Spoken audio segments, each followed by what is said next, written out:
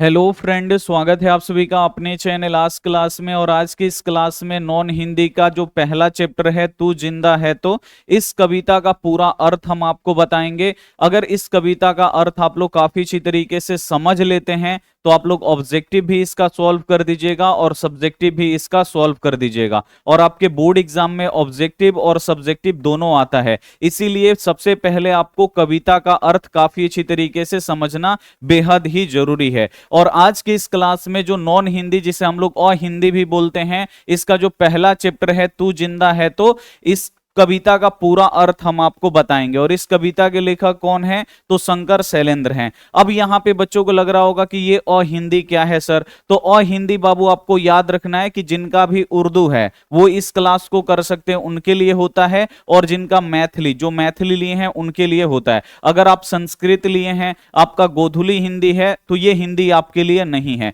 जिन भी बच्चों का उर्दू है वो उर्दू से लिए हैं, या जिनका मैथिली है वो इस हिंदी को पढ़ सकते हैं। तो चलिए क्लास को शुरू करते हैं। उससे पहले अगर आप लोग वीडियो को लाइक नहीं किए, लाइक कर दीजिए। चैनल को सब्सक्राइब नहीं किए, चैनल को सब्सक्राइब करके साथ में बेल आइकन को ऑल पे दबा लीजिए, ताकि जब भी लाइव क्लास हो तो आपके पास नोटिफिकेशन पहुंचता रहे। तो आज हम लोग नॉन हिंदी का चैप्टर 1 पढ़ेंगे, तू जिंदा है तो। और इसके लेखक कौन है? शंकर शैलेंद्र हैं, ठीक है।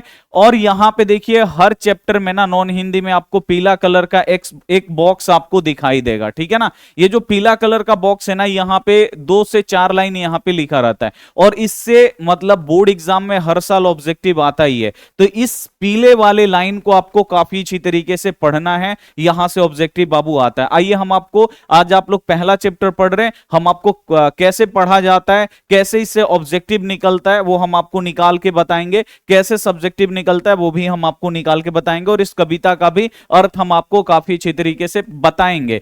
और जो भी बच्चे अभी तक हमारे व्हाट्सएप ग्रुप में नहीं जुड़े हैं, ये हमारा व्हाट्सएप नंबर है, इस पे आपको मैसेज करना है कि सर मुझे व्हाट्सएप ग्रुप में जोड़ दीजिए, तो इधर से लिंक जाएगा और आप सभी बच्चे लिंक को दबा के ज्वाइन हो जाइएगा। चलिए अब हम यहां पे पढ़ते हैं तू जिंदा है तो। ये क्या है बाबू? यहां पे ये पाठ का नाम है तू जिंदा है तो। यहां पे लिखा है तू जिंदा है तो कविता गहरे जीवन के राग और उत्साह को प्रकट करती है।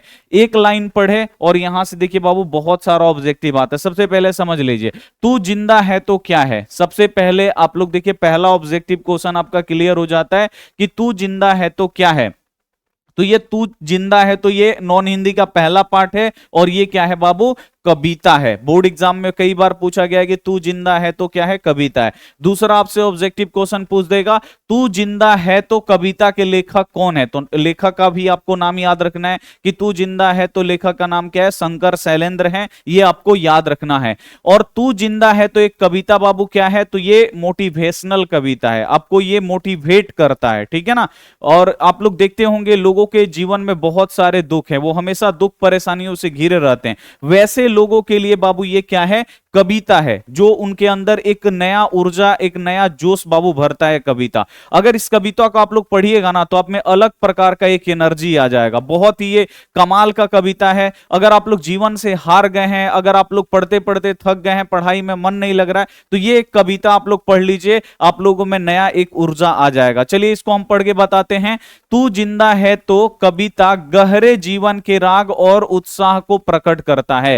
यानी तू जिंदा है तो जो कविता है ये जीवन के गहरे राग, ठीक है ना, जीवन के गहरे राग और उत्साह को ये प्रकट करता है, ठीक है। अब जीवन के गहरे राग क्या है? तो जीवन जो हम लोगों का चल रहा है उसमें जो भी दुख परेशानी मुसीबत है उसको भी ये दिखा रहा है कविता, ठीक है। और यहां पे जो भी आपके जीवन में उत्साह है, यानी जो भी आपके जीवन में हंसी खुशी है, वो भी ये प्रकट करता है कविता, ठीक है ना। और इसमें यह भी बताया गया है कि अगर आपके जीवन में दुख है तो आप लोग कैसे उत्साह के तरफ में जा सकते हैं। अगर आपका जीवन जो है पूरा दुखमय है, पूरा आपका जीवन दुखों से भरा है, तो आप लोग उत्साह के तरफ में यानी खुशी के तरफ में आप लोग कैसे जा सकते हैं, ये कविता क्या करता है? इसमें प्रकट करता है, आपको जाने का रास्ता बताता है। तो बहुत ही इंपॉर्टेंट क्वेश्चन है। यहां से भी एक क्वेश्चन आ जाता है ऑब्जेक्टिव कि तू जिंदा है तो कविता क्या प्रकट करता है। ये बोर्ड एग्जाम में का पूछा गया कविता क्वेश्चन है कि तू जिंदा है तो कविता क्या प्रकट करता है? तो तू जिंदा है तो कविता क्या प्रकट करता है?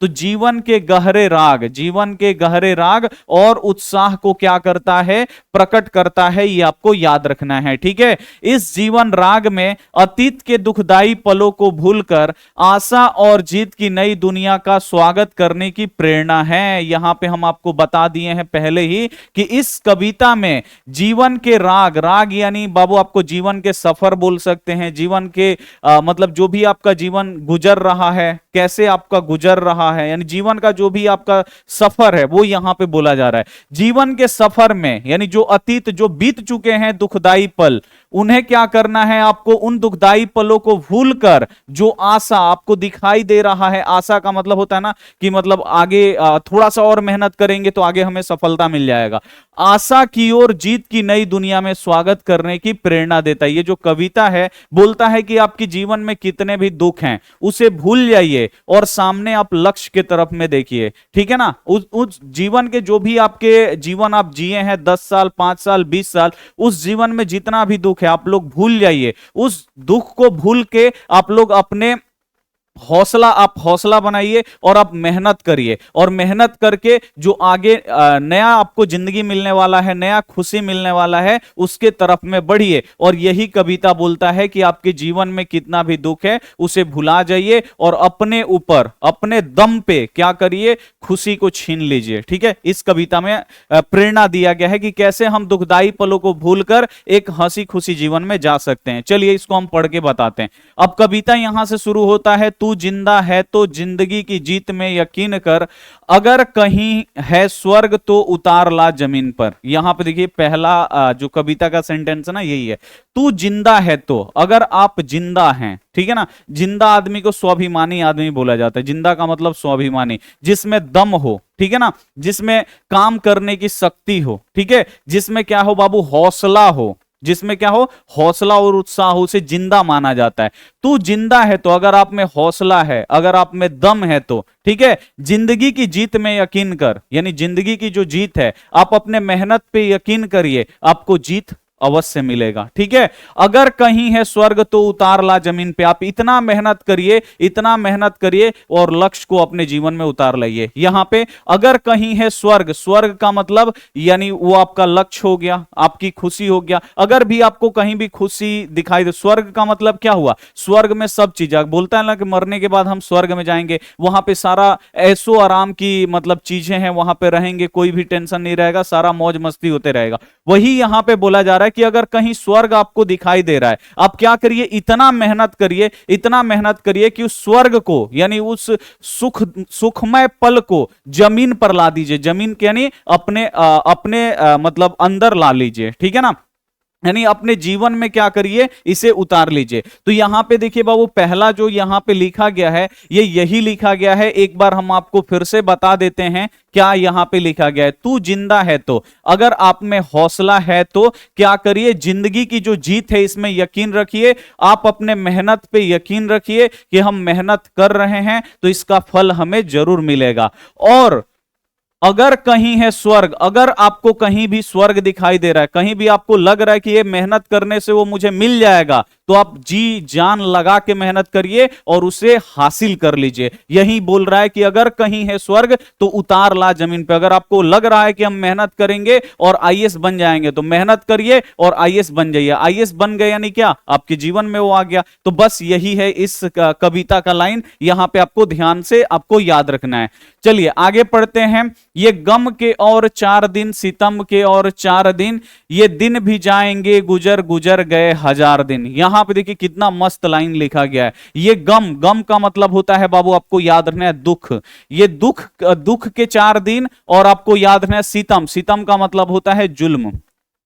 क्या होता है बाबू? जुल्म होता है, ये आपको याद रखना। लोग होते हैं ना, ऐसे कोई लोग होते हैं जिनके जीवन में दुख ही दुख है, ठीक है, और कुछ ऐसे लोग हैं जिन पे दूसरे लोग क्या करते हैं, जुल्म ढाते हैं, सितम ढाते हैं, किसी को नौकर बना के रख लिए, किसी को जबरदस्ती कैद करके रख लिए हैं, किसी के जीवन में हमेशा दुख वो लोग देते जा रहे हैं, सितम ढाते जा रहे हैं। तो वही बोला जा रहा है कि ये गम के 4 दिन, यानी जो दुख के दिन होते हैं ना, ये बस 4 दिन के ही होते हैं, ठीक है ना। ज्यादा दिन जो गम होता है ना, ये ज्यादा दिन, ये दुख जो होता है, लोगों का जो जुल्म होता है, ये जीवन भर के लिए नहीं रहता है, ये बस 4 दिनों के लिए रहता है। 4 दिनों यानी कुछ दिनों के लिए आपके जीवन में रहता है। ये गम के और 4 दिन, सितम के और 4 दिन, ये दिन भी जाएंगे गुजर गुजर गए 1000 दिन। यानी यहां पे कवि जो है शंकर शैलेंद्र, वो बोल रहे हैं लोगों से कि आप पे कोई भी जुल्म हो रहा है, वो ज्यादा दिन तक नहीं रहेगा, वो जुल्म कुछ ही दिनों के लिए रहेगा। अगर आपके जीवन में दुख है तो वो बस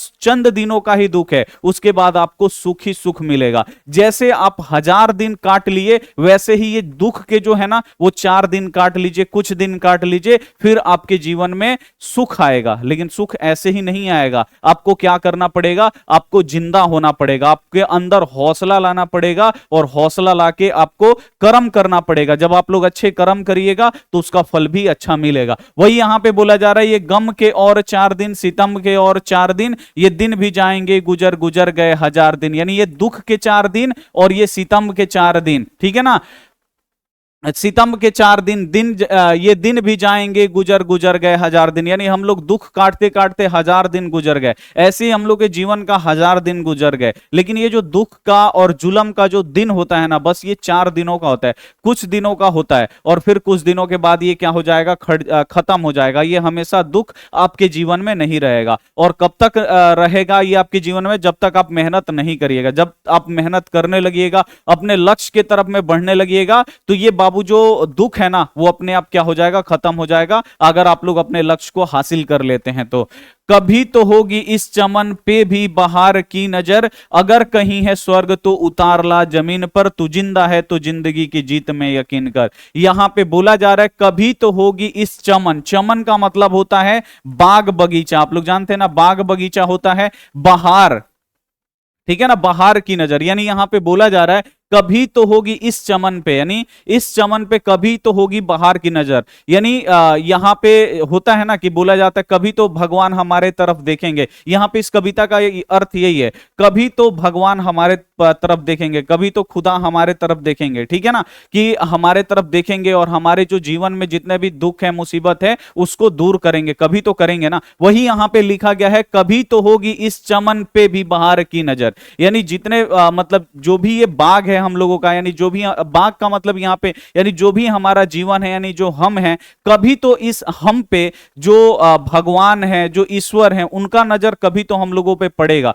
और वो क्या करेंगे, जिस दिन नजर पड़ेगा उस दिन हमारे जीवन का सारा जो दुख है ना, वो खत्म कर देंगे और खुशियां ही खुशियां क्या करेंगे, भर देंगे। लेकिन भरेंगे तब जब आप जिंदा रहिएगा। तब जिंदा का मतलब अगर आप में हौसला रहेगा, अगर आप लोग काम करिएगा, अगर आप लोग अच्छा काम करिएगा, तब भगवान भी ऐसे नहीं देखते। अगर आप खराब खराब काम करिए, भगवान आपकी तरफ देखेंगे नहीं, आपको अच्छा काम करना पड़ेगा, तब वो आपके पास देखेंगे तरफ में, और आपके जो जीवन में जो दुख है उसको क्या करेंगे, वो खत्म करेंगे और सुखमय पल आपके जीवन में लाएंगे। वही लिखा गया है। एक बार आप ये पूरा लाइन एक बार आप लोग फिर से समझ लीजिए, बहुत ही इंपॉर्टेंट है, बोर्ड एग्जाम में आता है कि ये गम के और 4 दिन, सितम के और 4 दिन गुजर गए, ये दिन भी जाएंगे गुजर गुजर गए 1000 दिन। यानी ये गम यानी दुख के 4 दिन, और ये जुल्म, सितम यानी जुल्म के 4 दिन, ठीक है ना। ये दिन भी जाएंगे गुजर, यानी जो जुल्म और जो सितम होता है ना, यानी जो दुख होता है, जो जुल्म लोग करते हैं, बस ये 4 दिनों के लिए होता है, कुछ दिनों के लिए होता है। जैसे 1000 दिन गुजर गए, वैसे ही ये भी क्या हो जाएगा, गुजर जाएगा। ये आपके दिन, आपके जीवन में ज्यादा दिनों तक नहीं रहेगा। और कभी तो होगी इस चमन पे भी बहार की नजर, यानी कभी तो होगा उस ईश्वर, उस भगवान का मेरा तरफ यहां पे नजर तो पड़ेगा। और जिस दिन नजर पड़ेगा उस दिन क्या करेंगे, दुखदाई पलों को दूर करेंगे और हमारे जीवन में क्या करेंगे, खुशियां और उत्साह क्या करेंगे, भरेंगे, ठीक है ना। और कहीं यहां पे लिखा गया है, अगर कहीं है स्वर्ग तो उतार ला जमीन पर। और आपको ऐसे ही हार नहीं मान लेना है, हार तो अपने जीवन में मानना ही नहीं है। अपने दम पे क्या करिए, इतना मेहनत करिए, इतना मेहनत करिए, और दुनिया का जितना भी खुशी है उसको अपने जीवन में ला लीजिए, अपने परिवार में ला लीजिए। यानी आपके परिवार को पूरा वो हंसी खुशी पूरा मिले, ठीक है ना, ये आपको यहां पे याद रखना है। अगला पे चलते हैं, यहां पे देखिए, सुबह और शाम के रंगे हुए गगन को चूम कर तू सुन रही जमीन गा रही है कब से झूम झूम कर। यहां पे देखिए लिखा गया है सुबह और शाम के रंगे हुए गगन को चूम कर। आप लोग देखिएगा सुबह और शाम में ना जो आकाश होता है बहुत ही सुंदर दिखाई देता है। सबसे सुंदर जो दृश्य होता है ना वो सुबह का होता है जब सूर्य निकलता है, और जब सूर्य जब ढलता है शाम में तब बहुत ही अच्छा दृश्य होता है, उस समय लोग फोटो भी खींचते हैं, ठीक है। तो ये बोला जा रहा है कि सुबह और शाम के रंगी गगन को चूम कर तू सुन जमीन गा रही है कब से झूम झूम कर। यानी जो जमीन है ना ये भी देखती है कि वाह मेरे जीवन में भी, यानी जब जमीन है उसको भी लगता है कि मेरे जीवन में भी क्या हो रहा है, बहुत ही अच्छे अच्छे पल आ रहे हैं। और जमीन भी क्या होती है बाबू, बहुत ही खुश होती है कि वाह बहुत ही अच्छा मेरे जीवन में ये आ रहा है समय, ठीक है ना।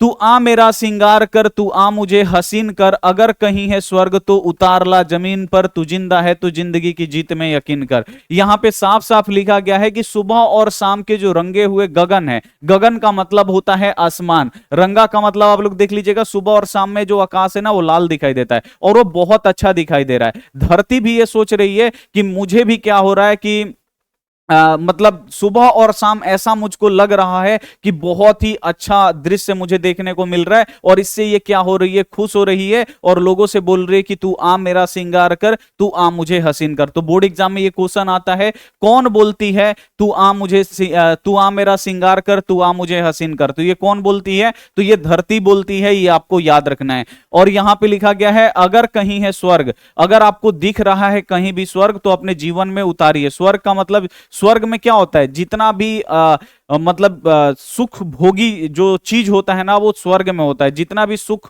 सुविधा वाला चीज होता है वो स्वर्ग में होता है, ठीक है। तो आप इतना अच्छा कर्म करिए कि सारा जो सुख भोगी जो चीज है वो आपके जीवन में आ जाए। जमीन पे उतारने का मतलब क्या है बाबू, वो आपके जीवन में आ जाए। आगे देखिए लिखा है हजार भेष धर के आई मौत तेरे द्वार पर, मगर तुझे ना छल सकी चली गई वो हार कर। यहां पे लिखा गया है हजार भेष धर के, दिन में 1000 बार मौत आता है हम लोगों के पास, जो भी लोग यहाँ पे धरती पे है ना 1000 मौत आता है दिन भर। अगर आप बाइक से जा रहे हैं, ठीक है, बाइक आपका तेज हो गया या पीछे से कोई गाड़ी आके सटा दिया, मान लीजिए उसका गाड़ी ब्रेक मान लीजिए फेल हो गया, फिर दाब देगा, ठीक है ना, एक्सीडेंट हो जाएगा। या हम लोग क्या हो जाता है, बुखार हो जाता है, जोर से तबीयत खराब हो जाता है, तो बाबू ये क्या है, ये मौत ही है, एक किस्म का ये क्या है, मौत है। और मौत जो है ना वो 1000 भेष धारण करके डेली आती है, लेकिन हम लोग क्या है बाबू, बहुत ही मजबूत हैं, उस मौत को क्या करते हैं, हरा के वापस भेज देते हैं। और जिस दिन मौत हमें हरा देगी उस दिन हमेशा के लिए हम लोग सो जाएंगे, ठीक है।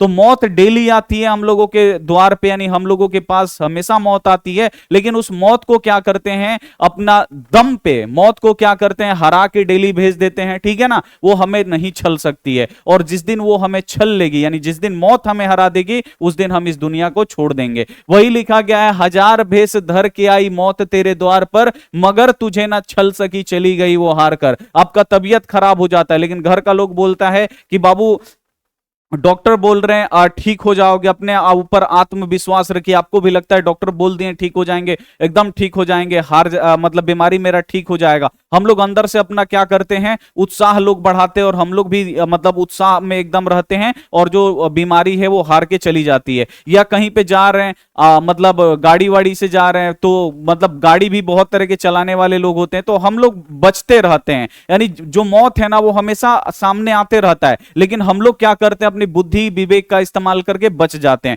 यानी मौत को ही हरा के हम लोग भेज देते हैं, ठीक है। वही लिखा गया हजार भेष धर के आई मौत तेरे द्वार पे, मगर तुझे ना छल सकी चली गई वो हार के। मौत 1000 भेष धर के रोज हम लोगों के घर पे आता है, लेकिन उसे हम लोग हरा के भेज देते हैं। नई सुबह के संग सदा मिले तुझे नई उम्र, अगर कहीं है स्वर्ग तो उतार ला जमीन पर, तू जिंदा है तो जिंदगी की जीत में यकीन कर। यहां पे लिखा गया है रोज आपको एक नया सुबह मिलता है। आप लोग रात बोलता है लो ना, सोना जीना या मरना एक जैसा है। अगर आप लोग डेली काम वाम करके आ रहे, डेली मौत को हरा के दिन भर में मौत 1000 बार आती है, उस मौत को दिन भर में हरा के आप लोग क्या करते हैं, रात में सोते हैं, सब लोग सोते हैं और फिर सुबह क्या करते हैं, उठते हैं। और सुबह उठते हैं ना तो सब लोगों को एक नया जीवन मिलता है, और उस नया जीवन में जो लोग मेहनती होते हैं वो अपने काम पे निकल जाते हैं, और जो लोग काम चोर होते हैं वो घर में बैठे रहते हैं। तो जो काम चोर लोग होंगे उनके जीवन में कभी भी सुखमय पल नहीं आ पाएगा, ठीक है। और जो लोग मेहनती हैं, मेहनत कर रहे हैं, अपना दिमाग लगा रहे हैं,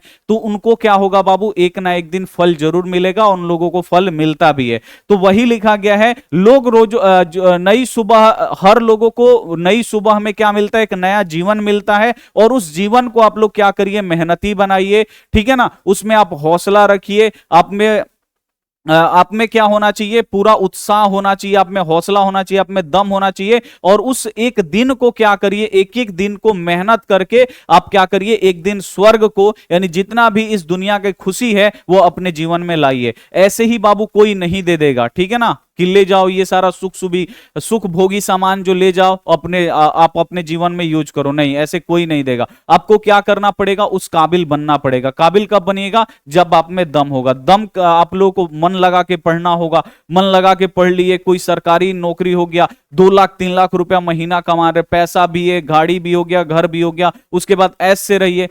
तो देखिए, जो कब होगा ये, तो आपको संघर्ष करना पड़ेगा। शुरू शुरू में बाबू आपको लगेगा कि बहुत मेहनत है, इससे आप उतावला हो जाइएगा, लगेगा कि बाप रे बहुत मेहनत, पढ़ाई में बहुत मेहनत है, काम करने में बहुत मेहनत है। लेकिन यही पढ़ाई आपको क्या करेगा, आगे ले जाके आपको एक सुखी जीवन आपको देने वाला है, ठीक है ना। तो आपको हमेशा क्या करना है, अपना हौसला बना के रखना है, हौसला टूटने नहीं देना है, आपको मन लगा के एकदम पढ़ाई करते रहना है, आपको एक दिन उसका फल जरूर 100% मिलेगा, ठीक है।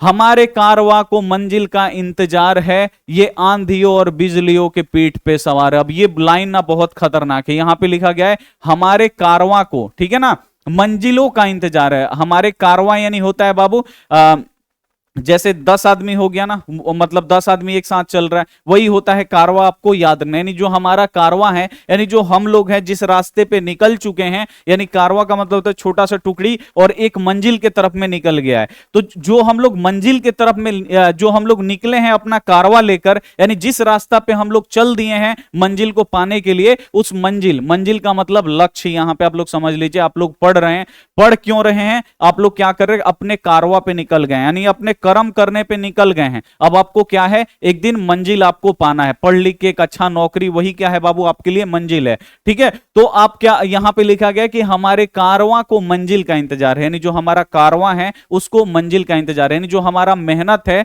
उसको क्या है बाबू, एक दिन हमें उस मेहनत का फल मिलना है, ठीक है ना, उस फल का अभी इंतजार है, ठीक है। यानी हम मेहनत कर रहे हैं और मुझे फल चाहिए, इसका क्या है, इंतजार है। ये आंधियों और बिजलियों के पीठ पे सवार है, और जो मंजिल है ना वो किस पे सवार है बाबू, तो ये आंधियों और बिजलियों के पीठ पे सवार है। यानी अगर आप लोग मेहनत करने निकल गए हैं ना, आप लोग अपना कर्म करने निकल गए हैं, आप लोग मेहनत करने निकल गए हैं, तो आपको मंजिल ऐसे ही नहीं मिलेगा। मेहनत के रास्ता में आपको बहुत ही तकलीफ मिलेगा। यहां पे आंधी और बिजलियों का मतलब दुख परेशानी आपको बहुत आएगा, ठीक है ना। जो मंजिल है आपको ऐसे ही नहीं मिल जाता है, आपको बहुत ही दुख परेशानी आपको उठाना पड़ता है, ठीक है ना। कोई आईएएस बना है तो उससे जाके पूछिए कैसे आईएएस बने, बहुत ही दुख परेशानी, लोगों का ताना बाना सुन के वो क्या करता है बेचारा, आईएएस बनता है, ठीक है। तो यहां पे लिखा गया है कि जो हमारा कारवां है उसको मंजिल का इंतजार है, यानी जो हम लोग लक्ष्य पे, जिस लक्ष्य पे निकले हैं उस लक्ष्य को प्राप्त करना है हम लोगों को।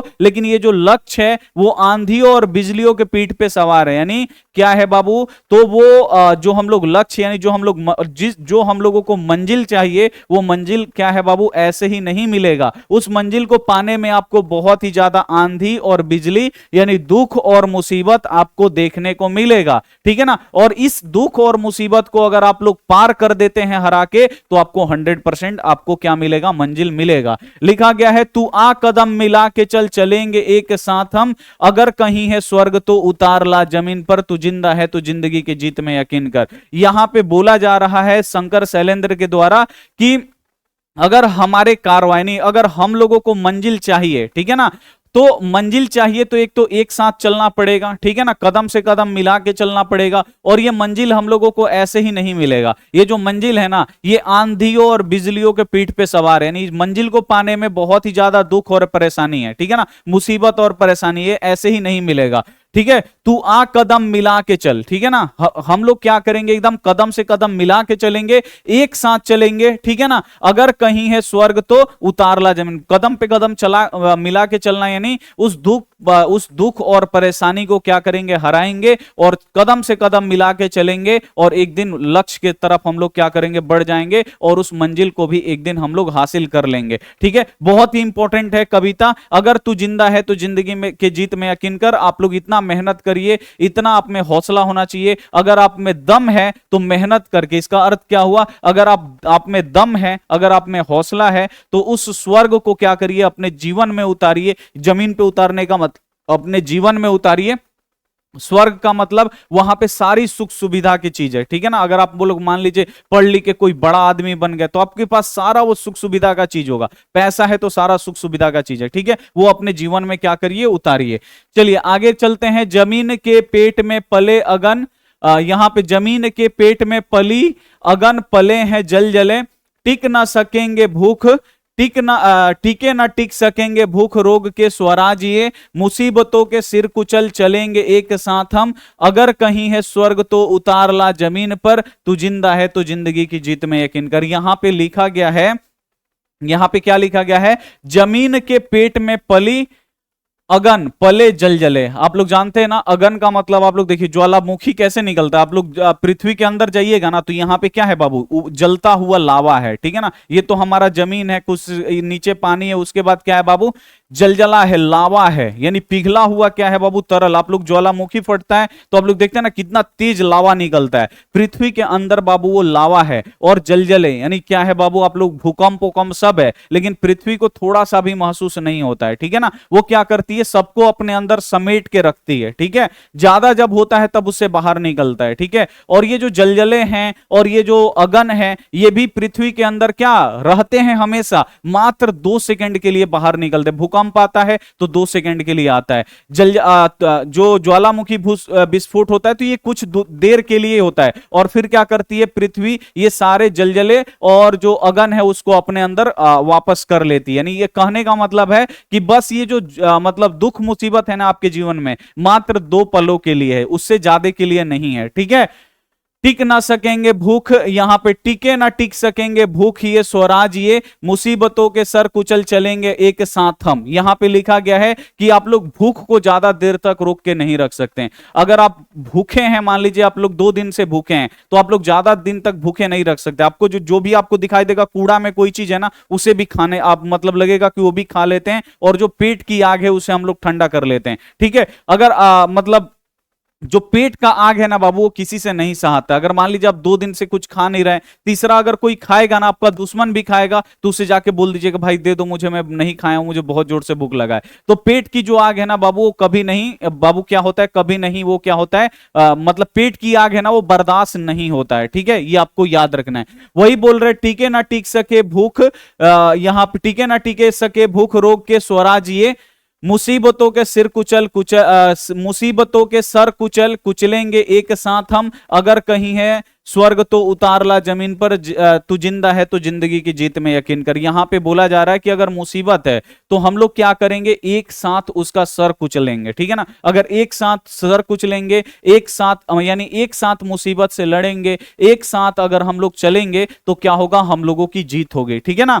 हम लोगों का क्या होगा, जीत होगा। और ऐसे ही जीत करके जो मतलब अगर कहीं हमें स्वर्ग दिखाई देता है, अगर कहीं भी हंसी खुशी दिखाई देता है, उसे हम लोग अपने जीवन में लाएंगे। अगला देखिए, बुरी है आग पेट के बुरे हैं दिल के दाग ये, न दब सकेंगे एक दिन बनेंगे इनकलाब ये। यहां पे लिखा गया है बुरी है पेट आग की। आग, पेट की आग का मतलब भूख, यानी जो पेट का भूख होता है ना बहुत ही बुरा होता है। और जो दिल में दाग बन जाता है किसी के लिए, कोई लोग ऐसा कुछ बोल देता है जिसके लिए हम हमेशा बोला जाता है तुम मेरे दिल पे चोट पहुंचा दिए, दिल पे दाग लगे। ये दोनों चीज बहुत खराब है। अगर कोई आपको भूखा रख रहा है और कोई आपको बोल के दिल पे चोट दे रहा है, ये दोनों जो है ना बहुत ही बुरा है। और मतलब ये एक दिन में नहीं होता है। मान लीजिए आपको कोई 3 टाइम खाना है तो आपको एक ही टाइम दे रहा है, वो भी थोड़ा सा दे रहा है, तो ये आप भूख बर्दाश्त करते करते आपको लगेगा कि एक दिन मर जाएंगे, और एक दिन आप ऐसा आदमी बन जाइएगा, लगेगा कि या तो एक दिन तो हमें मरना ही है, इसको मार के ही मर जाएंगे। तो ये बहुत ही बुरा होता है पेट की आग और दिल की आग, ये आपको याद रखना है, ठीक है। बुरी है पेट आग की और बुरे हैं दिल के दाग, ये न दब सके ये एक दिन बनेंगे इनकलाब। यानी यहां पे लिखा गया है कि कितना भी मतलब आप जुल्म कर लीजिए, कितना भी सितम कर लीजिए लोगों पे, ठीक है ना, कितना भी दुख दे दीजिए, कष्ट दे दीजिए, लोग इसे सहते सहते सहते एक दिन क्या करेंगे, ये मतलब इनकलाब पे उतर जाएंगे। सभी लोग संगठित होकर, उनको लगेगा कि एक ना एक दिन हमें मरना ही है, उससे पहले क्यों ना हम लोग कुछ करके मरे, ठीक है ना। वही यहां पे लिखा गया है, बुरी है बुरी है आग पेट की, बुरी है दिल के दाग, ये ना दब सकेंगे एक दिन बनेंगे इनकलाब। ये यानी आप कितना भी जुल्म कर लीजिए, लोग जुल्म सहते सहते, अंग्रेजों ने क्या किया भारतीयों के ऊपर, खूब जुल्म किया, खूब जुल्म किया। भारतीयों को लगा कि अब ये हम लोगों पे जुल्म करते जाएंगे, इनको मोह माया आएगा नहीं, तो सारे लोग धीरे धीरे इकट्ठा हुए और उनको लगा कि एक ना एक दिन तो ये अंग्रेज मारिए देंगे, उससे बढ़िया लड़ के मर जाइए, आजादी ले लीजिए। लड़े और भारतीय लोग लड़े और अंग्रेजों से क्या हुआ बाबू, जीत मिल गई, ठीक है। तो वही लिखा गया है, बुरी है आग पेट की, बुरी है दिल के दाग, ये न दब सकेंगे एक दिन बनेंगे इनकलाबी। अगर आप क्या करते हैं, किसी को दुख देते हैं, दुख देते हैं, तो एक दिन वो क्या करेगा, इस दुख से परेशान होके आपके खिलाफ इनकलाब, यानी वो क्या करेगा, आपके विरुद्ध आंदोलन कर ही देगा, ठीक है। गिरेंगे जुल्म के महल बनेंगे फिर नवीन घर, अगर कहीं है स्वर्ग तो उतार ला जमीन पर, तू जिंदा है तो जिंदगी के जीत के मैं यकीन कर। और क्या होगा बाबू, जब आप इनकलाब पे उतर जाइएगा तो जो जुल्म का घर है वो क्या हो जाएगा, गिर जाएगा, और वहां पे नव निर्माण होगा, यानी नया घर बनेगा, यानी नया घर बनेगा, और फिर क्या होगा, जो स्वर्ग वाली चीज है वो अपने जीवन में आप लोग उतार सकते हैं। वही लिखा गया है कि अगर कोई जुल्म बार बार कर रहा है, ठीक है ना, और किसी व्यक्ति पे जुल्म हो रहा है, वो क्या करेगा, जुल्म सहते सहते एक दिन इनकलाब छेड़ देगा, यानी उसी आदमी के विरुद्ध क्या करेगा, लड़ाई मोर्चा खोल देगा, और मोर्चा में क्या करेगा, जो जुल्म का महल है वो एक दिन गिरा देगा, ठीक है। और फिर क्या करेगा, वो अपना नया घर बनाएगा प्यार वाला, ठीक है। और ये कब बनेगा, तो जब आपके अंदर हौसला हो, जब आपके अंदर क्या हो, उम्मीद हो, जब आपके अंदर दम है, तब ये हो सकता है, बिना दम में नहीं हो सकता है। दम का मतलब, अगर आप पढ़ना चाहते हैं तो पढ़ लिख के एक दिन आप महान आदमी बन जाइए। और पढ़ाई लिखाई के बीच में बाबू राह भटकाने वाले बहुत सी चीजें, ठीक है ना, आंधी और बिजली बहुत सारे हैं, उनका सिर कुचलते हुए आपको क्या करना है, आगे बढ़ना है और लक्ष्य को आपको प्राप्त कर लेना है। और इस कविता के लेखक कौन है, तो इस कविता के जो लेखक हैं बाबू वो शंकर शैलेंद्र हैं, ये आप लोग याद रखिएगा, ठीक है। इसका ऑब्जेक्टिव क्लास अगले क्लास में होने जा रहा है, तब तक अपना ध्यान रखिए। और कविता आपको समझ में आया कि नहीं आया, आप लोग कमेंट में जरूर आप लोग बता दीजिए। तो मिलते हैं हम आपसे अगली क्लास में, तब तक अपना ध्यान रखिए, मन लगा के पढ़ाई करिए, टेक केयर एंड बाय।